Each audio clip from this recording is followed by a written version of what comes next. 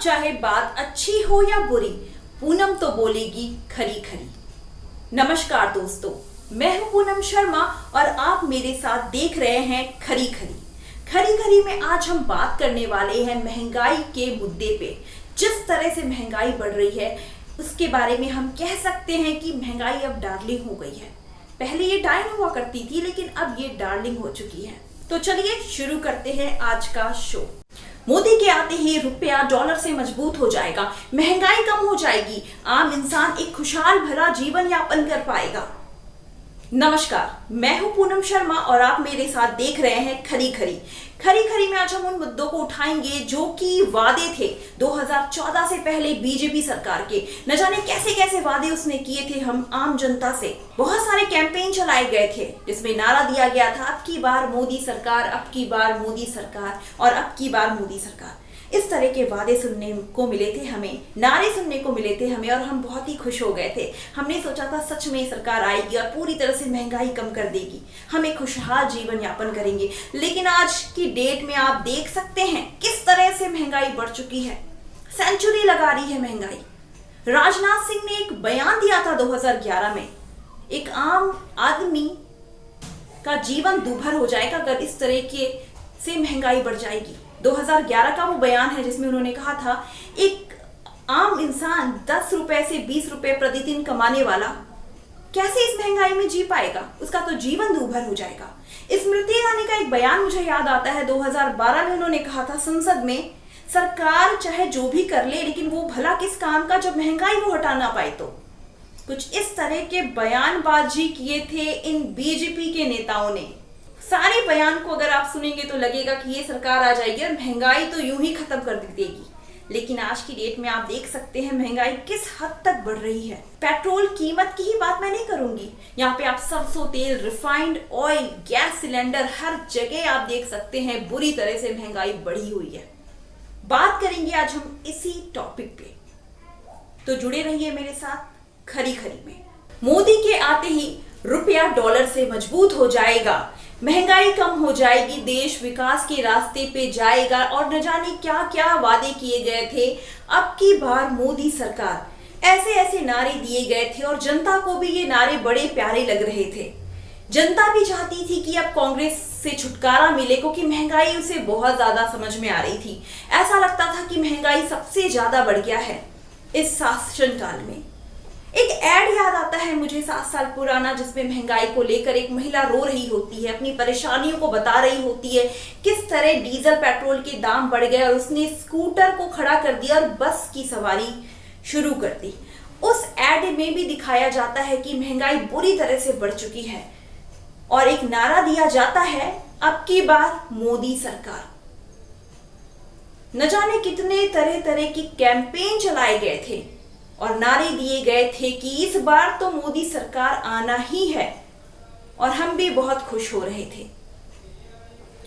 आज की डेट में देखें तो डीजल पेट्रोल के दाम सेंचुरी बना रहे हैं। महंगाई अभूतपूर्व बढ़ चुकी है। डेली की प्रयोग करने वाली वस्तुओं के दाम इस तरह से बढ़ गए हैं कि आम इंसान परेशान हो चुका है।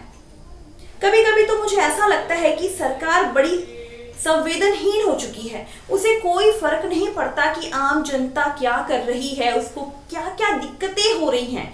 एक तो एक बड़ी महामारी चल रही है, कोरोना काल। ये जो 1.5 साल का लॉकडाउन हुआ उसमें न जाने कितने लोग बेरोजगार हो गए, कितने लोग घर बैठ गए, उनके पसंद की उनकी जॉब नहीं मिल रही है। लेकिन सरकार को इससे कोई मतलब नहीं है, वो तो वो करेगी जो उसे पसंद है। चुनाव में रैलियां निकालेगी, भीड़ जुटाएगी और प्रचार प्रसार लगातार करेगी। वही ये सरकार है जब हमें बोलती है 2 गज की दूरी बनाए रखिए, घर से मत निकलिए, मास्क लगा के रखिए। हर एक दिन रिंगटोन पे हमें यही सुनाई देता है, घर से बाहर मत निकलिए, बहुत जरूरी काम है तभी बाहर निकलिए। तो क्या सरकार के लिए चुनाव में रैलियां निकालना, प्रचार प्रसार करना बहुत जरूरी था?